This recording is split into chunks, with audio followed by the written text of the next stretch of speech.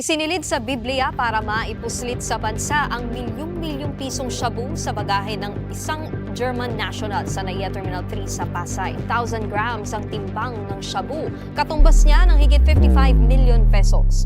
Happy Monday, guys! Facts don't care about your feelings. Filipinos already named this case as Shabible. Shabu inside a Bible. Hollowed out, 8 kilograms, $1 million. So a 77-year-old foreigner arrives on a connecting flight, gets caught at NAIA Terminal 3, and suddenly people want this to be complicated. And it's not. Appearances lie, symbols can be weaponized, respectability can be manufactured. We're not doing feelings here. We're doing facts. And today, we are asking the questions that actually matters. Welcome back to my channel. Isinilid sa Biblia para maipuslit sa bansa ang milyong-milyong pisong shabu sa bagahe ng isang German national sa NAIA Terminal 3 sa Pasay. Ginawa ng secret compartment ang loob ng dalawang Bible at doon isinilid ang iligal na droga. Pinalutan pa nga ito ng plastic at duct tape pero hindi yan nakaligtas sa physical examination ng customs. Aabot sa higit 8,000 grams ang timbang ng shabu. Katumbas niya ng higit 55 million pesos. Agad inaresto ang German national na nahaharap sa kaukulang reklamo. So a 77-year-old German national was arrested at NAIA Terminal 3 after arriving on a connecting international flight. That flight passed through Addis Ababa before landing in Manila.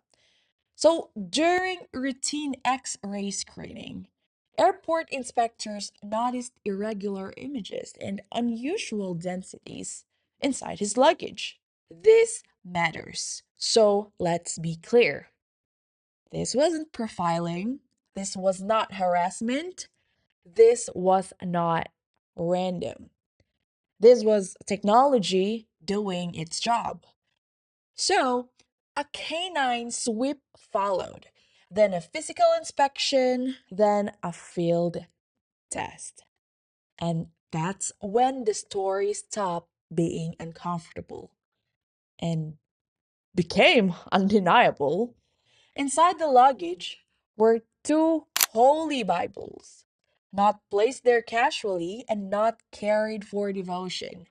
They were hollowed out. Inside those Bibles were 9 improvised pouches containing suspected methamphetamine hydrochloride, commonly known as Shabu. But it didn't stop there.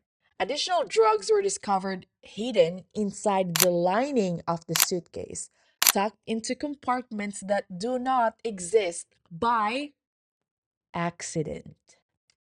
Let's pause here. People who don't know don't modify books. People who are confused don't build hidden compartments. People who are innocent don't transport 8.1 kilograms of drugs across borders. And you know the total estimated value? 55.3 million pesos. It's like roughly $1 million. This was not a mistake. This was logistics. Now, here's an important fact that keeps getting ignored. This is not the first time this has happened in the Philippines. A lot of foreign nationals have been caught before. Large quantities, sophisticated concealment, international route. This is not new, to be honest. What's new is people acting surprised every single time. Drug syndicates move where enforcement gaps exist.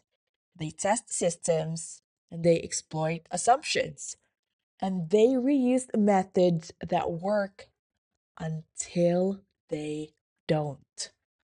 Which brings us to the most important question that nobody wants to ask out loud. So, if this suspect was on a connecting flight, then here is the obvious question. How did these drugs pass through the first airport? Think about that. 8 kilograms. Hollowed out books and suitcase compartments. And you're telling me this only became visible at the final destination? It's kind of logical. Either the first airport missed it, the screening standards were weaker, or someone assumed this passenger was, let's say low risk. And that assumption, if it exists, is exactly how trafficking works.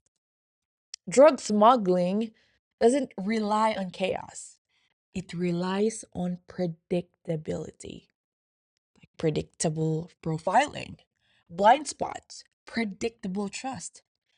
And again, this is not conspiracy, that's a pattern recognition. So, the suspect, identified as Peter, was turned over to the Philippine Drug Enforcement Agency. He now faces charges under Philippine law for drug trafficking and customs violations. Again, the law does not care if you are old, Western, aloof, religious looking. No, the law cares about what you carried. And let's return to the word Shabible. People might laugh. I was laughing at it too. But they shouldn't. Because it perfectly captures the metaphor. In Filipino culture, there's a phrase. May mga nagmamalinis, nagbabanal-banalan, yun pala may tinatagong kalokohan. So in English, someone pretending to be clean, pretending to be holy, pretending to be righteous, while hiding wrongdoing underneath. This is not about attacking faith, it's about exposing hypocrisy. History is full of moments where religious imagery was used to cover for power, control, and harm. Facts don't care about that. Not as something interesting. When the suspect is, elderly, European, quiet, again, or look like very religious people, suddenly the language changes. People say, let's wait for the investigation. He might be used. We shouldn't judge. But imagine this. Just imagine if this was a young Asian courier, a Middle Eastern laborer, an African national. Would the comments be this gentle? Would you guys be that polite? Would the headlines be this restrained? Or would we already be making assumptions about syndicates, nationalities, immigration, entire communities? Double standards don't disappear. They just get quieter when the suspect looks respectable.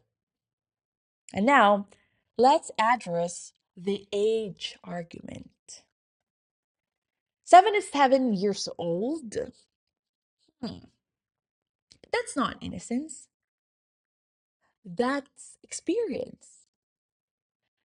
To be honest, at that age, borders exist. Drugs are illegal. You know what prison means. No one no one actually accidentally carries $1 million worth of Shabu. Drug syndicates choose people like look harmless, trigger sympathy, and lower suspicion. And that's exactly why age is not an excuse. It's a strategy. And here's the principle that matters the most. If you are a foreigner in another country, you're a guest. Yeah, because that country literally feeds you, protects you, provides infrastructure, allows you to enter. And in return, the minimum expectation is respect for the law, not entitlement, not arrogance, not exploitation. Every foreigner represents their country, whether they like it or not. And when you violate the law of the land, you don't get immunity just because what? You're old, you're Western, you're religious, you look harmless. Justice does not work that way. As a 77 years old man, you should know. The story isn't disturbing because of the drugs alone. It's disturbing because of where they were hidden, right? Who carried them? And what symbols were abused. A Bible hollowed out to carry poison, a senior citizen used or willingly participating in intentional drug trafficking is a reminder that appearances lie. Faith is not a prop, holiness is not packaging, and morality cannot be carried next to contraband. The loudest symbols sometimes hide the darkest intentions, and the accountability does not discriminate. All right, guys, so that's it for today. If you think this case exposes hypocrisy and double standards, thanks for watching, guys, and I'll see you tomorrow. Bye.